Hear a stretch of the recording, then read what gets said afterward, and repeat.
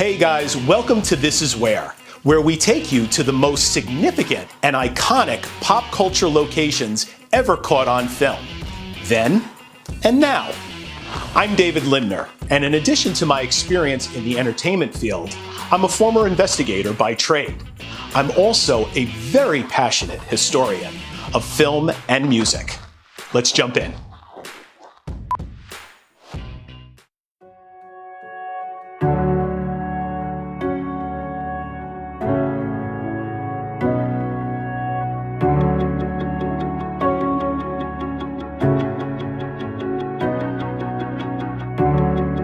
Now, what can I say about Taxi Driver that hasn't been said a million times?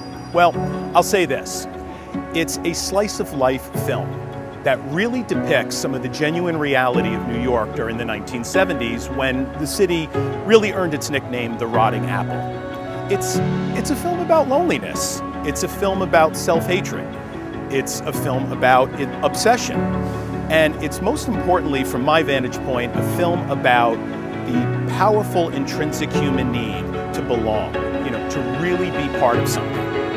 Taxi Driver was Martin Scorsese's brilliant attempt at making a mainstream film. And boy did he deliver, because it has become one of the most respected films in American cinema.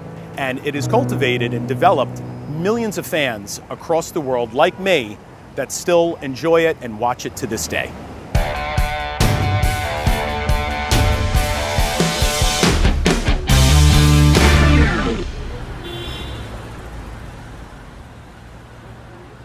This, once upon a time ago, was the Charles Palantine campaign office. We're at 63rd and Broadway in beautiful New York City. Now here, we're introduced to two very pivotal characters. The first one, Betsy, who becomes the object of Travis's desires and affections. He sees her basically as the only pure thing in what he calls the seedy streets and the filth of New York City. He immediately gravitates to her almost in an obsessive manner, and decides that it's his job to save her from these seedy streets. As he writes in his journal, they cannot touch her. I think Travis, it's fair to say, saw her as someone who needed rescuing from the streets in his perceived world of filth, as he terms it.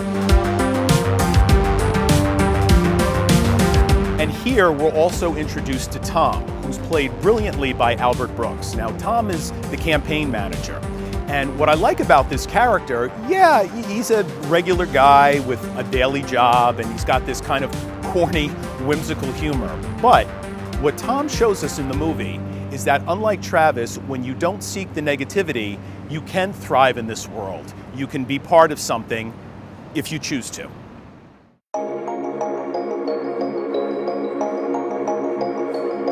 Now, things have changed over time. Structures, there's more trees in the city, but Travis basically would have been parked right about here. He would have been sitting there and mindlessly staring into Betsy's world. But he was so fixated on Betsy that he didn't realize that Betsy and Tom were basically gazing into his world. And right about here, Tom would have exited the campaign office, and he would have been holding his umbrella, and he would have yelled out to Travis, "You're blocking our doorway. You think you might want to move the tab?"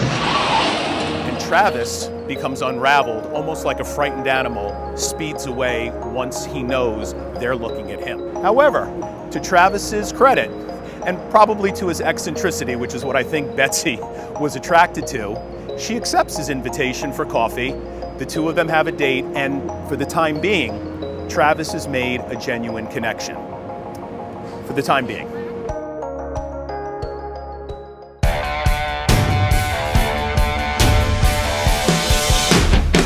Now, we're at Columbus Circle and 58th Street. Now, this is a very pivotal scene. This is where Travis and Betsy go for their coffee date.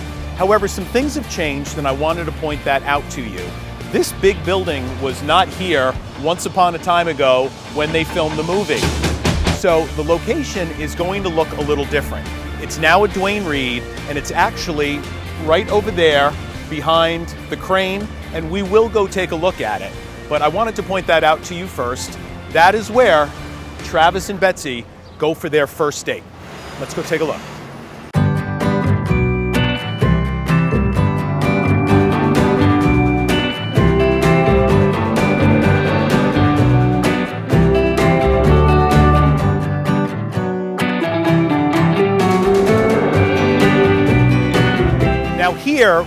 we get a front row seat with Travis's fixation with Betsy while they're on the date. And you can see the background in the shot of the fountains that are right here. They're a little bit higher in the movie, but the structure of the building in front of the Duane Reade was not there.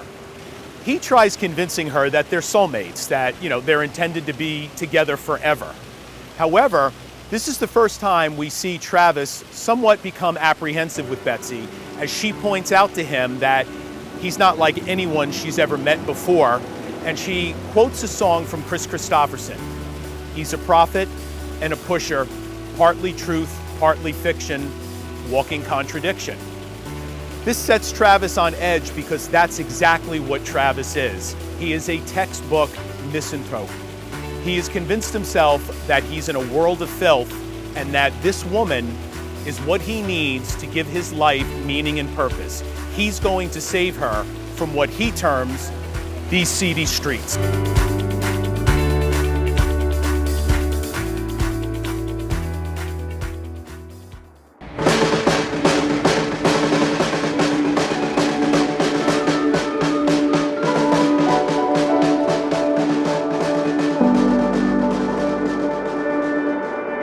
So we're standing here now at 214 West 43rd Street. When they filmed Taxi Driver, this was the Lyric Porn Theater where Travis takes Betsy on their second date. Needless to say, the date doesn't go well. Betsy gets up and storms out in a hurry because she basically feels that this was Travis trying to tell her he wanted to have sex with her right away. Now, I don't think the female form is not on Travis's mind, but I think there's something more to that scene, and that is, I think Travis was bringing her to his world, this perceived world that he refers to as a seedy, dirty world.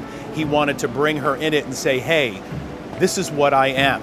And one time, this building was that.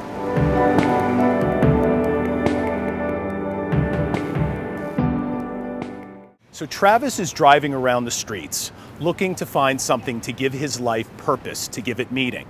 And miraculously, he finds it right here on East 13th Street between 3rd and 2nd Avenue. Travis finds Iris. I'm standing now at the corner of 13th Street and 3rd Avenue. Now, this used to be the site of the old Variety Theater. This is technically where Travis had his first meeting with Iris. This is where she's walking along the sidewalk here. Travis's taxi would have been right along here, and she hops in, basically wanting to flee Sport, aka Matthew, her pimp. But unfortunately, Matthew intercepts her, pulls her out of the taxi, and he gifts Travis with a $20 bill. Now, this is a pivotal scene because it leaves Travis frustrated, perplexed, because basically he did nothing. He allowed it to happen.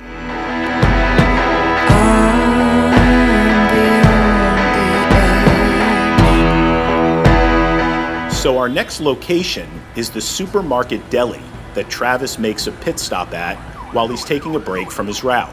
And that's located at 546 Columbus Avenue between West 86th and 87th Streets. And today, surprise, surprise, it's a Starbucks. Now, the way you can match it up is the taxi would have come and parked right here. The back bumper would have been right here.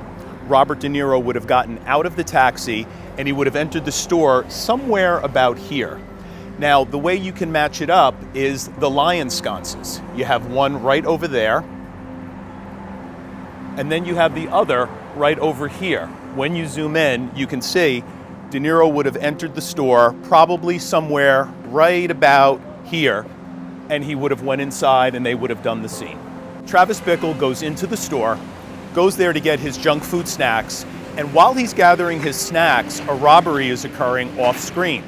Now, the robber, he's completely unaware Travis is in the store because he's somewhat camouflaged by the shelves of snacks. But at this moment, Travis becomes unhinged. Up until now, he hasn't hurt anybody. But at this moment, he doesn't think twice. He shoots the robber directly in the face, killing him, and proves once and for all that he has the initiative to act out on his fantasies, turning this situation into a reality.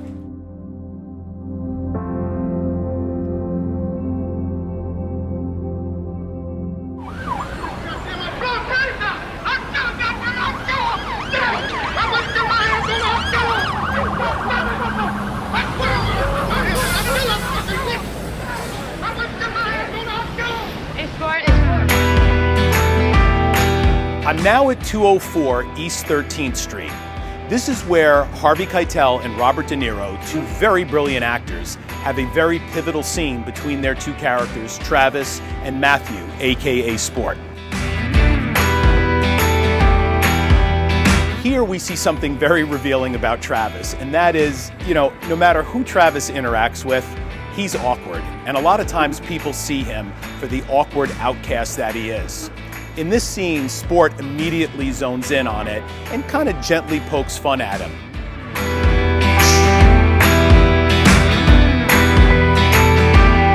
But that took place right here, and the way you can match it up, it's been a bit gentrified since then. But if you see the indentations in the columns here and follow them down, they were blue at the time of the movie, now they're a beautiful bronze, and of course the door was always here, but it was split between the two with a glass pane on each side. But 204 is the address where Sport and Travis come to negotiate and have their first official meeting together. A great scene.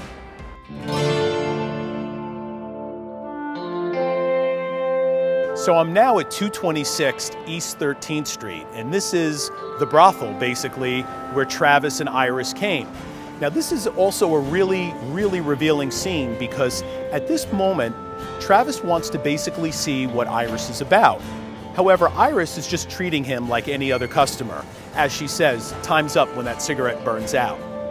Travis here shows some moral subtlety by decreeing that he wants to help her flee the environment. He wants to help her get out of the life. But to his dismay, Iris really doesn't seem to care as much as he thought she would. So now Travis goes into a whirlwind. He really doesn't know what to make of it because he thought Iris was going to be what he needed to give his life a sense of purpose, a sense of meaning.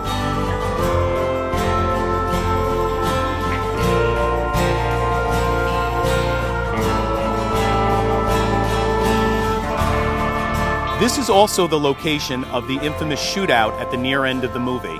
At this point, Travis's hatred and paranoia really take center stage.